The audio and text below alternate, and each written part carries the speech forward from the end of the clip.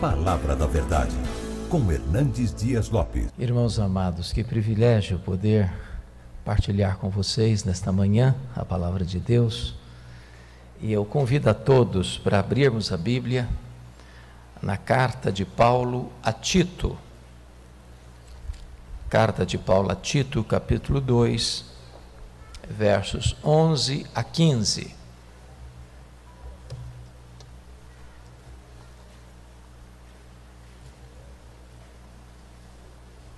Carta de Paulo a Tito, capítulo 2, versos de 11 a 15. Está escrito: porquanto a graça de Deus se manifestou salvadora a todos os homens, educando-nos para que, renegadas a impiedade e as paixões mundanas, vivamos no presente século sensata, justa e piedosamente, aguardando a bendita esperança e a manifestação da glória do nosso grande Deus e Salvador Cristo Jesus, o qual a si mesmo se deu por nós, a fim de remir-nos de nossa iniquidade e purificar para si mesmo um povo exclusivamente seu, zeloso de boas obras. Diz essas coisas, exorta e repreende também com toda a autoridade. Ninguém te despreze. Irmãos, eu gostaria então de forma objetiva tratar nesta manhã sobre a graça salvadora de Deus. Quando a reforma protestante do século XVI aconteceu, a igreja da época estava buscando salvação em muitos outros caminhos, através das obras, através de ritos sagrados. A igreja havia se apartado da pureza e simplicidade do Evangelho. A igreja estava comercializando o perdão de pecados, deturpando a mensagem de Cristo e induzindo o povo ao engano e ao erro. Quando então, no dia 31 de outubro de 1517, o monge agustiniano Martinho Lutero vai fixar nas portas da igreja de Wittenberg, na Alemanha, as chamadas 95 teses contra as indulgências, deflagrando esse movimento que certamente é o maior na história da igreja desde o Pentecostes. Não foi uma inovação, foi um retorno. Não foi busca de novidades, foi retornar ao cristianismo apostólico. Não foi introduzir novas doutrinas ou novidades, mas retomar a simplicidade do Santo Evangelho de Cristo, mostrando a salvação exclusivamente pela graça, não pelo merecimento humano. E hoje eu gostaria de, tratando deste assunto, sola gratia, sua graça, expor aos irmãos esta preciosa passagem escrita pelo apóstolo Paulo a Tito. Tito está em Creta. Quando Paulo saiu da primeira prisão, no interregno da primeira para a segunda prisão em Roma, ele deixou Timóteo em Éfeso e deixou Tito em Creta. E Tito recebe esta carta de Paulo e ele a escreveu entre as duas prisões, quando também escreveu 1 Timóteo. E esta carta tem uma característica diferente das demais. Via de regra, a metodologia de Paulo era primeiro dar a doutrina, depois fazer a aplicação. Primeiro dar o fundamento teológico, depois aplicar para a ética cristã. Mas nesta carta ele inverte. Primeiro ele dá o dever, depois ele dá a doutrina. Essas duas coisas caminham sempre juntas. Na verdade, a ética é filha da teologia. Na verdade, você faz aquilo que você crê. Primeiro tem um fundamento teológico, depois vem a prática deste fundamento. E aqui agora, no texto lido, Paulo vai dar este fundamento, falando sobre a graça salvadora. E eu quero destacar aqui algumas verdades. A primeira delas é a manifestação da graça. Notem comigo o verso 11. Porque a graça de Deus se manifestou. Esta palavra, manifestou, é uma das palavras mais ricas do Novo Testamento, é a palavra epifania. É a manifestação que é usada, por exemplo, para a segunda vinda de Cristo. A epifania. E a graça se manifestou como? Em Cristo. O Verbo se fez carne e habitou entre nós, cheio de graça. A graça é a expressão da própria pessoa e da obra de Cristo. Seu nascimento, sua vida, seus ensinos, seus milagres, sua morte, sua ressurreição. A graça tem nome, tem endereço. A graça é a expressão do próprio Redentor. Mas aqui quero destacar algumas questões da manifestação dessa graça. Primeiro, a origem da graça. Vejam vocês, porquanto a graça de Deus. A graça está ancorada na própria pessoa de Deus. Ela emana do próprio Deus. Ela procede do próprio Deus. Deus é o autor da graça, a fonte da graça, a origem da graça. E esta graça, obviamente, procedendo de Deus, é revelada e manifestada em Cristo. Mas notem, em segundo lugar, que não apenas a origem da graça, mas Paulo fala também da natureza da graça. O verso 11 diz: porquanto a graça de Deus se manifestou salvadora. Em outras palavras, nós não temos outra fonte de salvação a não ser a graça salvadora de Deus. Não há salvação em nenhum outro nome, a não ser no nome de Cristo. Não há outra possibilidade do homem ser salvo, a não ser pela graça. O apóstolo Paulo é categórico, peremptório, decisivo em dizer isso: pela graça sois salvos, mediante a fé.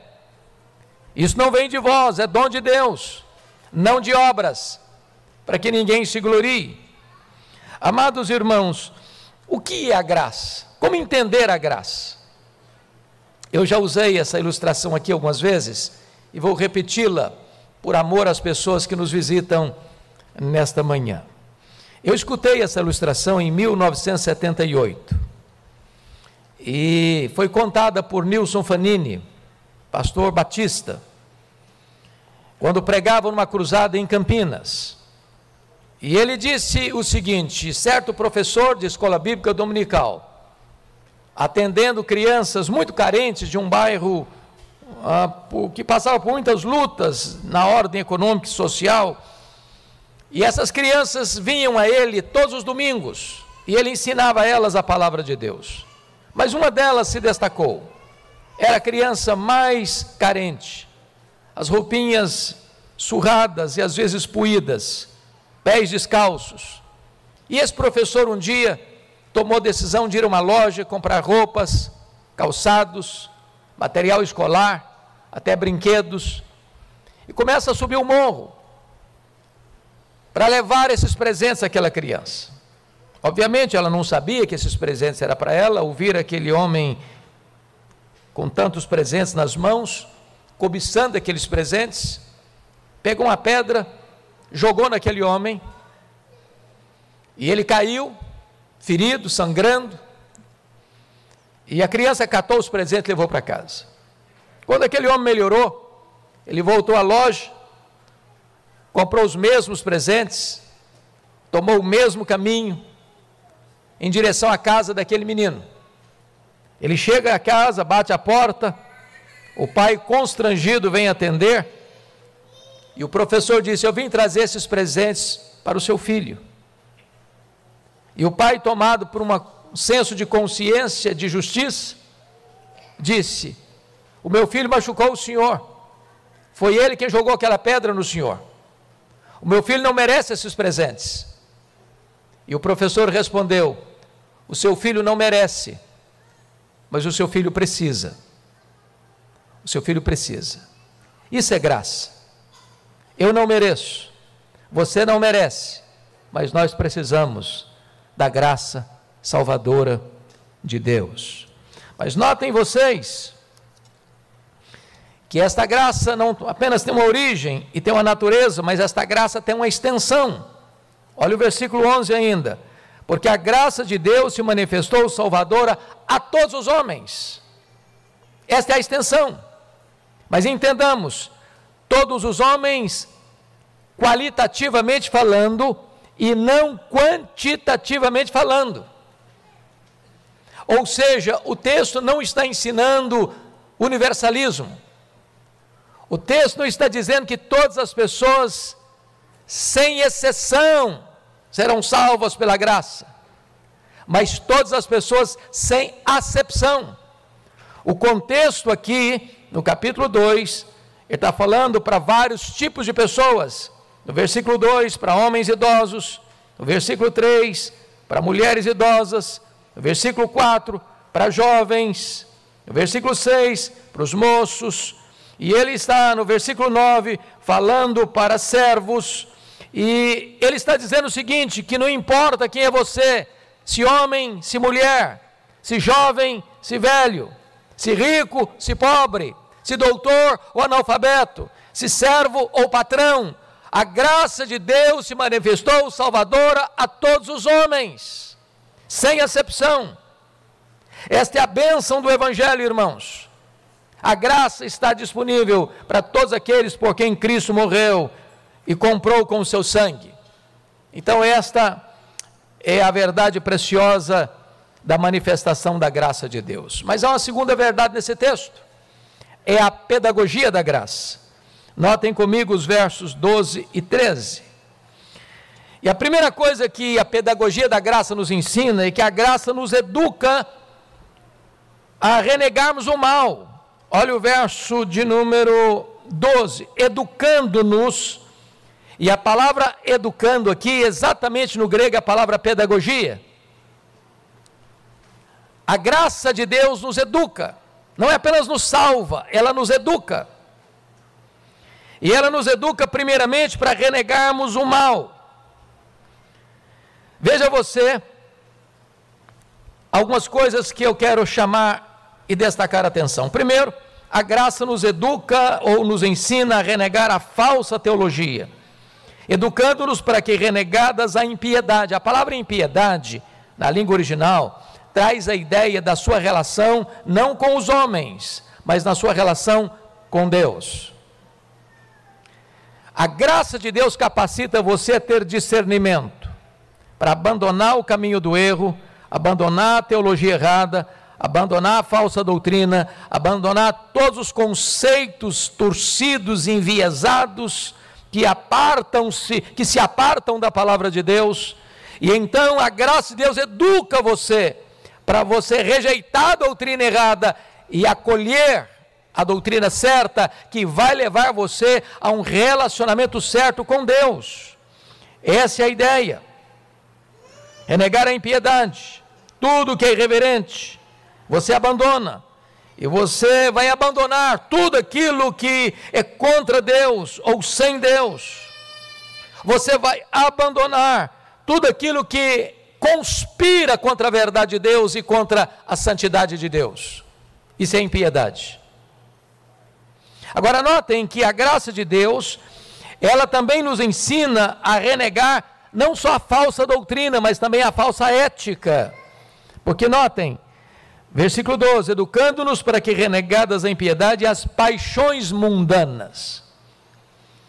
Paixões mundanas. Então preste atenção no que eu vou lhes dizer. A impiedade vai produzir o comportamento errado. A teologia errada desemboca na vida errada. A teologia é mãe da ética. A ética é filha da teologia. Quando alguém abraça a impiedade, o que vai acontecer em seguida são paixões mundanas. É por isso que Paulo diz que a ira de Deus se revela do céu contra toda impiedade e perversão. Primeiro o homem tem um relacionamento errado com Deus, depois o homem tem um relacionamento errado com o próximo. É impossível alguém ter uma teologia errada e ter uma vida santa. E é impossível a pessoa ter uma teologia certa e viver a vida mundana. Uma é consequência da outra. A graça de Deus nos equipe e nos educa para renegarmos as paixões mundanas, a vida errada. Mas notem comigo, irmãos, que a graça de Deus é pedagógica, não apenas para nos ajudar e nos educar a renegarmos o mal, mas a graça nos educa para praticarmos o bem.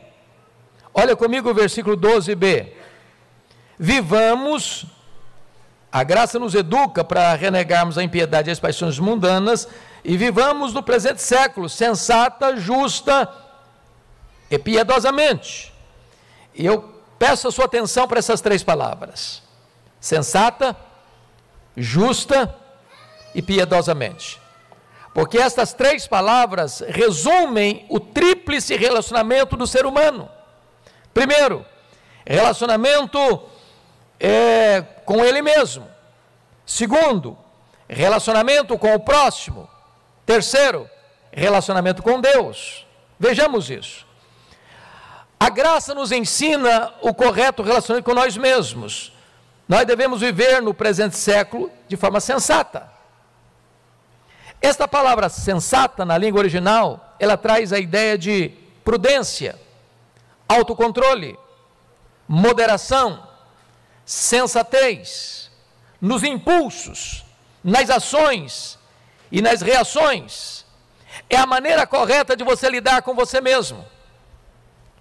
Uma pessoa que recebe a instrução da graça, está debaixo da pedagogia da graça, ela não é destemperada, ela não é descontrolada, ela não é uma pessoa explosiva, que não sabe lidar com os seus sentimentos, com as suas ações, com as suas palavras, com as suas reações. Ela tem uma vida sensata, equilibrada, controlada.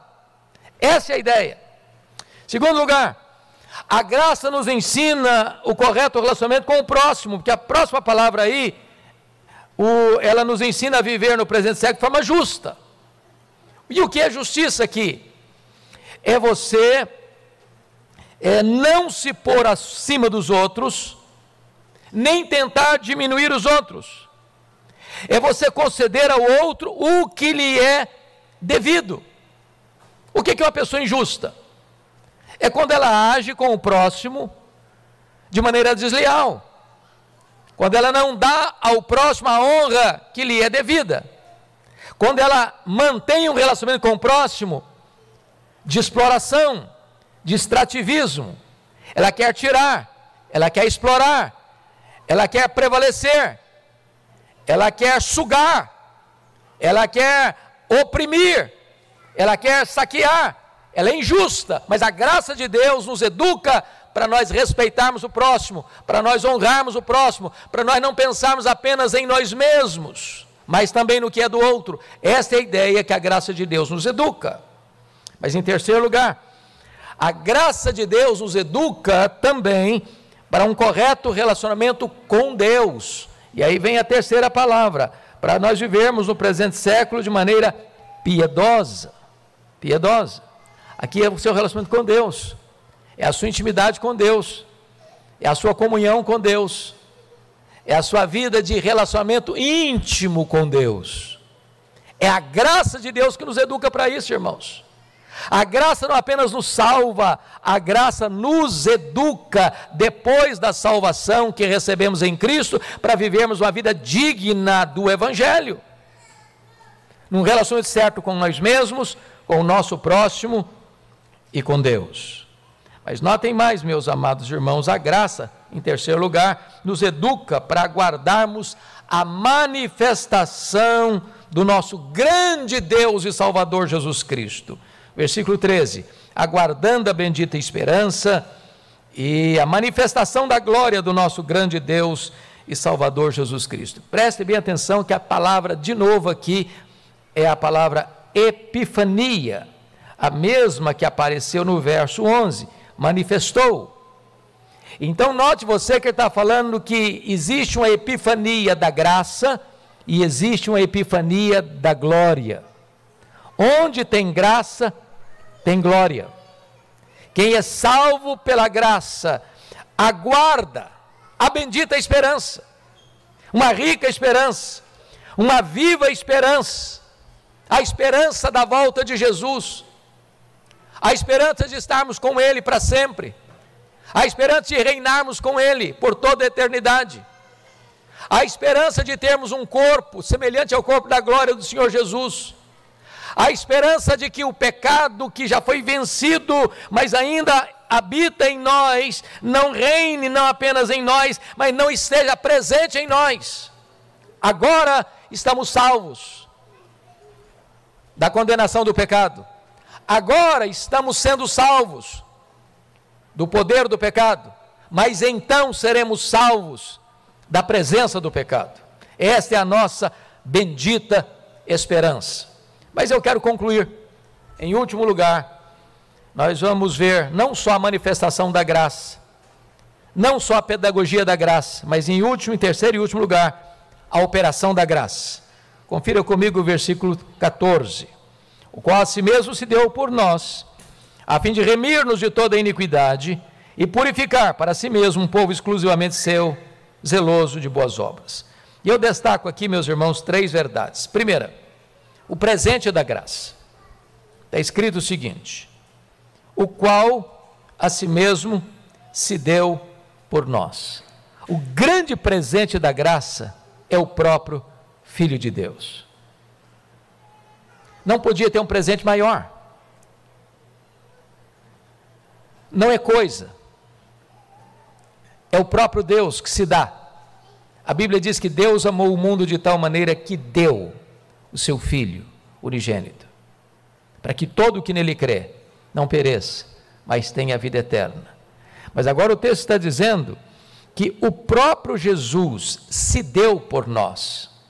Ele não veio ao mundo por constrangimento. Ele não veio contra a sua vontade. Ele não morreu na cruz como um mártir. Ele não morreu na cruz porque sucumbiu ao poder de Roma. Ele não foi para a cruz porque Judas o traiu, porque Pedro negou, porque o Sinédrio entregou, porque Pilatos sentenciou. Ele deu voluntariamente a sua vida. É isso que o texto está dizendo. Ele a si mesmo se deu por nós. Este é o presente da graça. Agora, vejamos em segundo lugar, não só o presente da graça, mas o propósito da graça. Olha aí a parte B. A fim de remir-nos da iniquidade e purificar para si mesmo um povo exclusivamente seu. E eu chamo a tua atenção aqui para 2 propósitos, um negativo e outro positivo. Qual é o negativo? Está escrito aí no versículo 14: a fim de remir-nos de toda a iniquidade. Preste atenção nisso. Deus salva você do pecado e não no pecado. Você foi arrancado de toda a iniquidade. Portanto, uma pessoa salva pela graça não pode mais viver na prática do pecado. Se você vive na prática do pecado, significa que você ainda não encontrou a graça, não foi alcançado pela graça, não foi salvo pela graça, não está sendo ensinado pela pedagogia da graça e não tem em você a operação da graça. Deus não nos salvou no pecado, Deus nos salvou do pecado. Mas tem um propósito positivo, não só negativo. Qual é o positivo? Olha aí o versículo 14. E purificar para si mesmo um povo exclusivamente seu. Note você que o povo de Deus tem 2 características: é um povo limpo e é um povo exclusivo. Onde não há santificação, não é evidência da graça. O povo de Deus precisa ser puro, porque Jesus morreu para remir-nos da iniquidade, de toda iniquidade, e também purificar-nos. Nós somos o povo exclusivo de Deus, nós somos a herança de Deus, nós somos a menina dos olhos de Deus, nós somos a delícia de Deus, e Ele comprou-nos e remiu-nos e purificou-nos para sermos exclusivamente dEle. Ele tem ciúmes de nós, Ele não nos partilha com o mundo e com o pecado, quer que sejamos exclusivamente seu. Esta é a pedagogia da graça, esta é a operação da graça. Mas concluo mostrando aqui não só o presente da graça e o propósito da graça, mas aqui também o resultado da graça. Olha a parte final do versículo 14. Um povo exclusivamente seu, zeloso de boas obras. Zeloso de boas obras. Essa questão de fé e obras tem sido debatida ao longo dos séculos. E é muito importante entender isso. A salvação não é pelas obras. A salvação não é pela fé, mas as obras. A salvação é exclusivamente pela fé, para as boas obras. As boas obras não são a causa da nossa salvação, mas as boas obras são a evidência da nossa salvação. Uma fé que não produz obras é uma fé morta. Deus nos remiu, Deus nos limpou, para nós sermos um povo zeloso de boas obras. E note você que a palavra zeloso aqui não é apenas que você é capacitado para fazer boas obras, mas você tem paixão por fazer boas obras. Esse é o seu deleite, esse é o seu prazer, esse é o entusiasmo da sua vida. Pois bem, eu concluo levando você ao versículo 15, porque no versículo 15, ele vai exatamente terminar como começou o capítulo 2. Olha como é que ele começa o capítulo 2. Tu, porém, fala o que convém à sã doutrina. Olha como ele termina o capítulo 2. Diz estas coisas. Diz estas coisas. Cabe a você que foi alcançado pela graça agora ser um instrumento nas mãos de Deus para que outros sejam alcançados. Esta mensagem não pode ficar apenas retida em você. Todo alcançado é um enviado. Todo que recebe agora instrui. Todo que aprendeu agora precisa passar esse ensinamento. E ele termina dizendo, diz essas coisas. E agrega, exorta e repreende também com toda autoridade. Quando ele diz, ninguém te despreze, a autoridade, irmãos, não está na pessoa do homem, do pregador, a autoridade está na palavra que ele anuncia.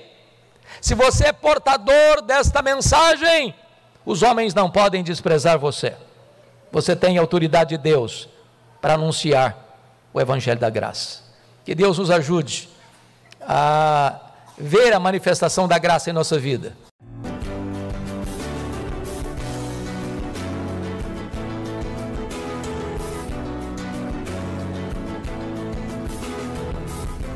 Palavra da Verdade, com Hernandes Dias Lopes.